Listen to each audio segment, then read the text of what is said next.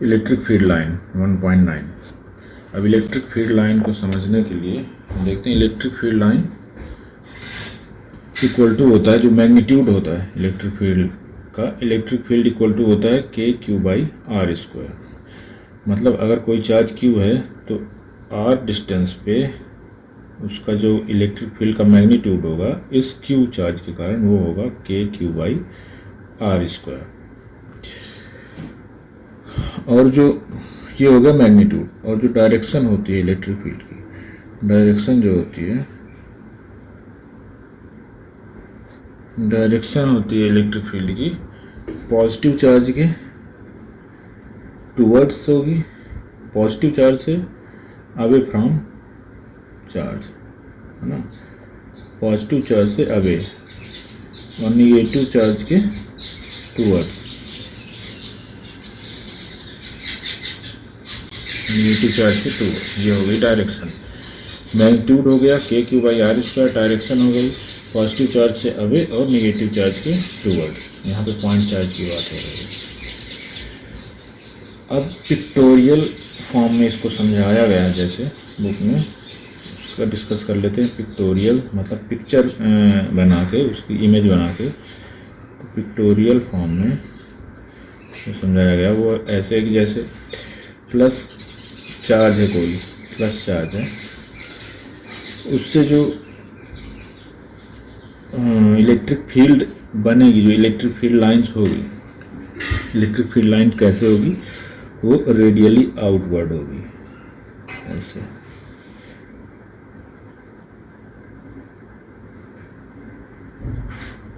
ऐसे होगी।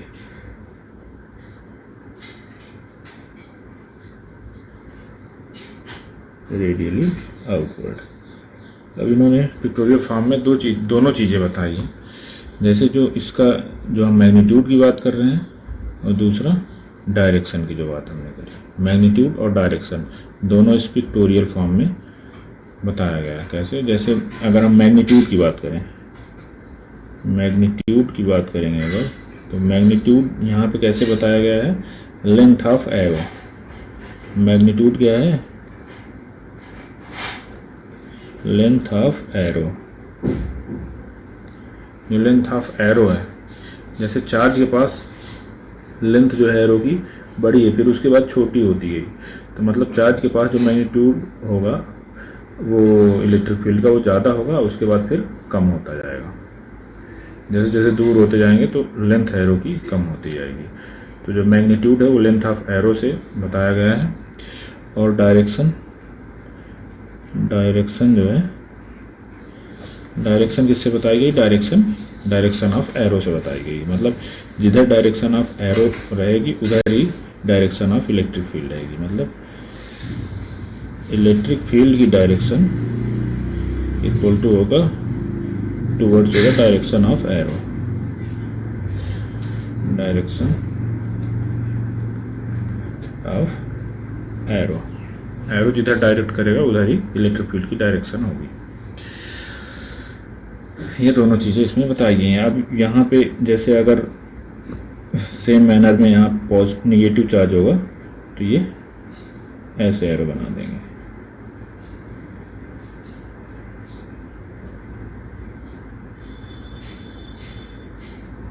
ऐसे।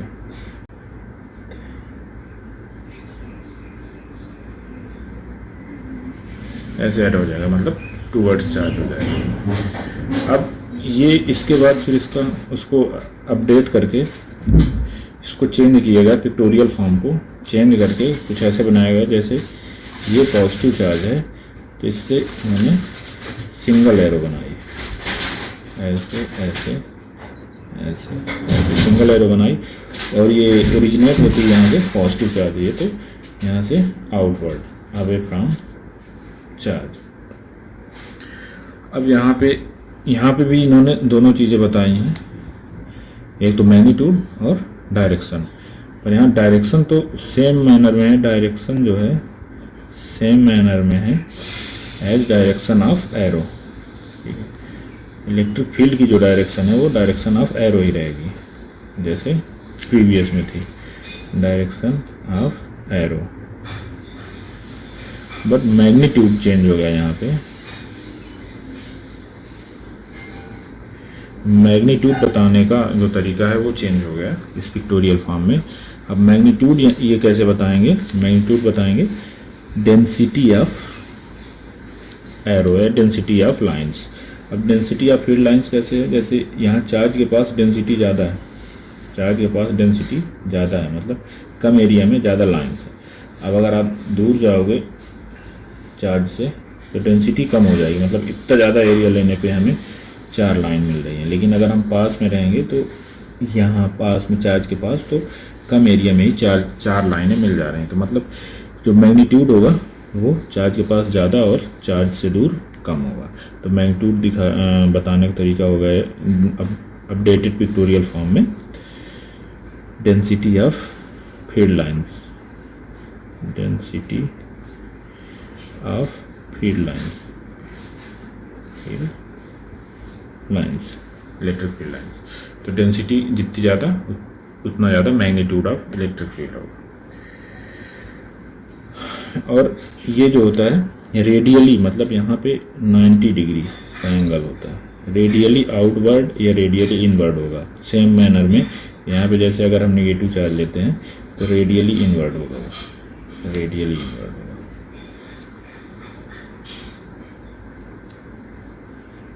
रेडियली इनवर्ड होगा मतलब रेडियली मतलब होगा कि यहाँ पे 90 डिग्री सीधे बाहर निकलने वाले या अंदर आने वाले एरो होंगे।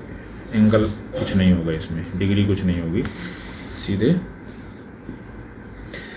रेडियली आउटवर्ड या इनवर्ड होंगे। अगर अब हम डेफिनेशन की बात करें इलेक्ट्रिक फील्ड के, तो इलेक्ट्रिक फील्ड का डेफिनेशन लिखेंगे अगर, तो electric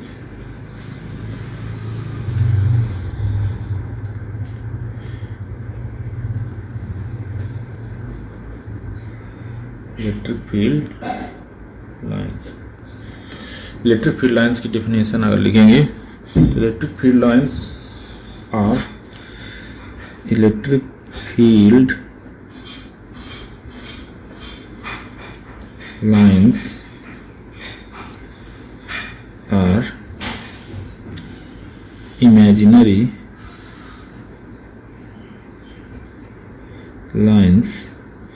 imaginary lines in a region of space along which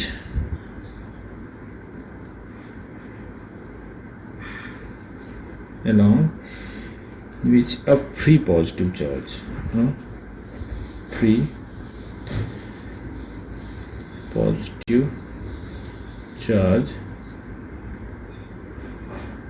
free positive charge would move if allowed to do so। ये है डेफिनेशन इलेक्ट्रिक फील्ड लाइंस की। Electric field lines imaginary lines होती हैं, कोई रियल लाइन नहीं है, imaginary lines हैं space में, जो कैसे डिटरमाइन होती हैं कि अगर हम इस रीजन में कहीं भी एक पॉजिटिव चार्ज रखते हैं, टेस्ट चार्ज जिसका खुद का कोई इलेक्ट्रिक फील्ड नहीं होगा, वो स्मॉल टेस्ट चार्ज रखेंगे, पॉजिटिव टेस्ट चार्ज अगर हम इस रीजन में रखते हैं तो ये पॉजिटिव चार्ज इस इलेक्ट्रिक फील्ड लाइंस की डायरेक्शन में मूव करेगा अगर इस पर कोई एक्सटर्नल फोर्स नहीं लगती है तो ये मूव करेगा। अब ये पॉजिटिव है तो ये इनमें रिपल्सन होगा, तो ये चार्ज इस डायरेक्शन में मूव करेगा। तो जहाँ पे हमने जिस पॉइंट पे चार्ज रखा, पॉइंट टेस्ट चार्ज, वो टेस्ट चार्ज उस फील्ड लाइन जो इलेक्ट्रिक फील्ड लाइन है उसके अलोंग मूव करेगा, उसी डायरेक्शन में और उसी लाइन के अलोंग, इलेक्ट्रिक फील्ड लाइन के अलोंग और इलेक्ट्रिक फील्ड के डायरेक्शन में मूव करेगा अगर हम इस पर कोई एक्सटर्नल फोर्स नहीं लगाते हैं। तो ये है इलेक्ट्रिक फील्ड लाइंस की डेफिनेशन। इलेक्ट्रिक फील्ड लाइंस की डेफिनेशन के बाद कुछ इंपॉर्टेंट पॉइंट लिख लेते हैं इसके। इलेक्ट्रिक फील्ड लाइंस, अब इलेक्ट्रिक फील्ड लाइंस पहला जो इम्पोर्टेंट पॉइंट है इलेक्ट्रिक फील्ड लाइन का वो ये है कि electric field lines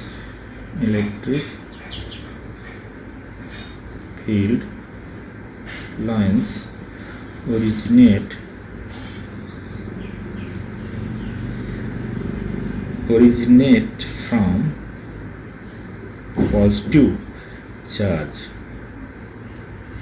and terminate at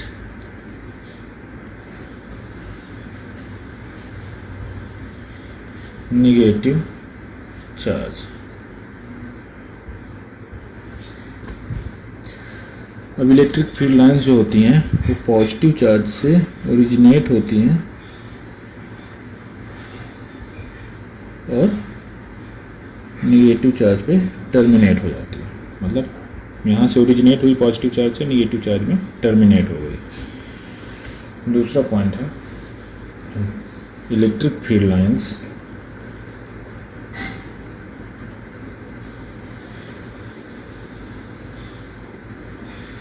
do not form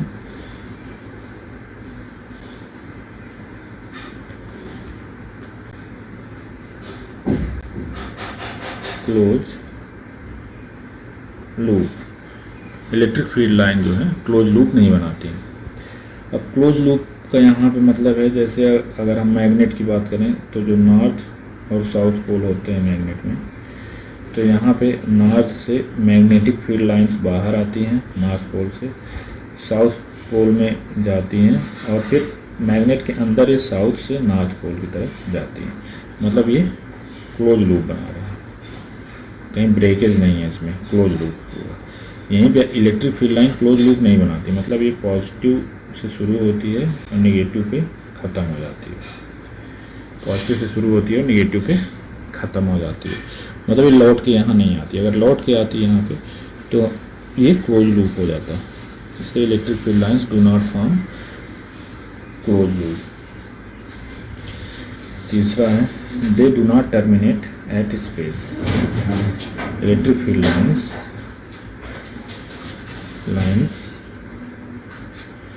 do not terminate at space में टर्मिनेट नहीं हो जाएगी। मतलब अगर ये पॉजिटिव चार्ज से निकले electric field lines, positive charge से सपोज इलेक्ट्रिक फील्ड लाइंस निकली हैं तो ये यहाँ पे ख़त्म नहीं हो जाएंगी स्पेस में, ये इन्फिनिटी तक जाएंगी। इनकी डेंसिटी कम होती जाएगी, मतलब मैग्नीट्यूड इलेक्ट्रिक फील्ड का कम होता जाएगा, लेकिन ये ख़त्म नहीं होगी इलेक्ट्रिक फील्ड लाइंस, ये इन्फिनिटी तक जाएंगी। कहाँ तक जाएंगी? जब तक इनको नेगेटिव चार्ज नहीं मिल जाएगा, ये नेगेटिव चार्ज में ही टर्मिनेट होगी, अदरवाइज ये इन्फिनिटी तक जाएंगे।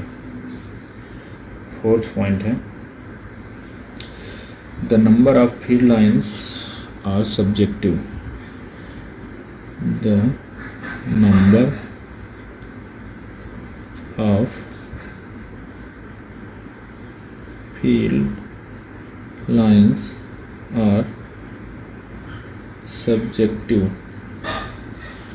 Number of field lines are subjective, but density of field lines are objective. But density of field lines is objective.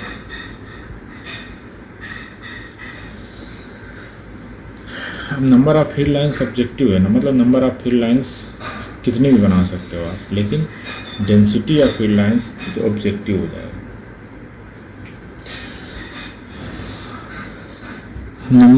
मतलब अगर कोई चार्ज है प्लस Q, तो इससे दो फील्ड लाइन ओरिजिनेट अगर बनाया जा रहा है तो यहाँ पे 2 + Q चार्ज में हम इसको 4 कर देंगे। मतलब the number of field lines are subjective. Number of field line subjective है कि आप कितने फील्ड लाइन यहाँ पे बना सकते हैं, पर जो डेंसिटी है वो ऑब्जेक्टिव होगी। मतलब डेंसिटी यहाँ पे चार्ज के पास डेंसिटी कम है इलेक्ट्रिक फील्ड लाइंस की compare to away from charge. यहाँ पे डेंसिटी बहुत कम है, यहाँ पे डेंसिटी ज़्यादा है, चार्ज के पास डेंसिटी ज़्यादा है इलेक्ट्रिक फील्ड लाइंस की, और चार्ज से दूर डेंसिटी कम है। जैसे यहीं पे अगर कोई दूसरा यूजर बनाता है प्लस क्यू चार्ज को 4 लाइन के साथ, प्लस क्यू चार्ज को 4 लाइन के साथ बनाता है, यहाँ पे 2 लाइन के साथ बनाया, 2 लाइन के साथ बनाया अगर प्लस क्यू चार्ज को, तो चार्ज के पास डेंसिटी ज़्यादा है than compare to away from charge. अब अगर हम अवे जाते हैं तो डेंसिटी कम हो जा रही है और चार्ज के पास डेंसिटी ज़्यादा है, तो डेंसिटी जो है वो फिक्स रहेगी, डेंसिटी चेंज नहीं हो सकती। लेकिन नंबर ऑफ फील्ड लाइंस, जैसे दूसरा यूजर अगर 4 फील्ड लाइन बनाता है तो इसकी डेंसिटी चार्ज के पास ज़्यादा रहेगी, मतलब इलेक्ट्रिक फील्ड की स्ट्रेंथ चार्ज के पास ज़्यादा होगी, और चार्ज से जब अवे जाएंगे तो डेंसिटी ऑफ फील्ड लाइंस कम हो जाएगी।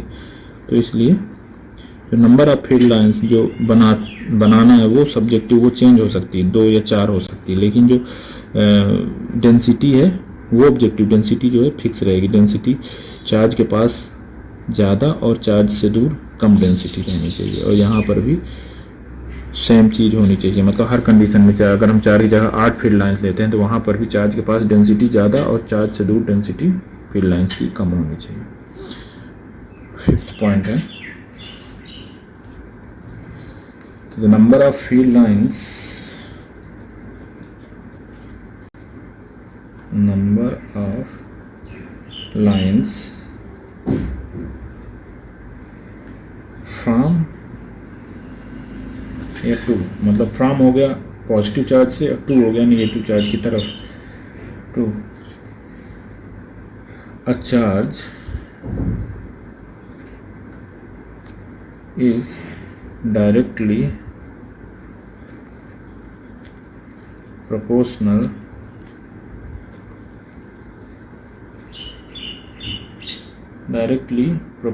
to magnitude of charge।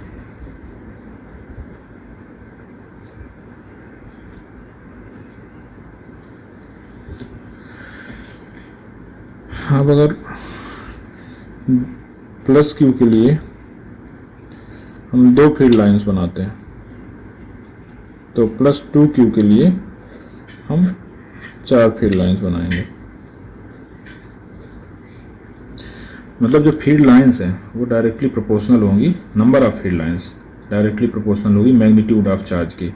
अगर सेम कंडीशन पे कोई दूसरा जो यूजर है, कोई दूसरा है जो वो प्लस क्यू के लिए 4 फील्ड लाइन बनाता है, तो प्लस 2 क्यू के लिए से 8 फील्ड लाइन, मतलब अगर चार्ज 2 टाइम्स हुआ तो नंबर ऑफ फील्ड लाइंस भी 2 टाइम्स होनी चाहिए। तो यहाँ पे इसको 8 फील्ड लाइन बनानी पड़ेगी।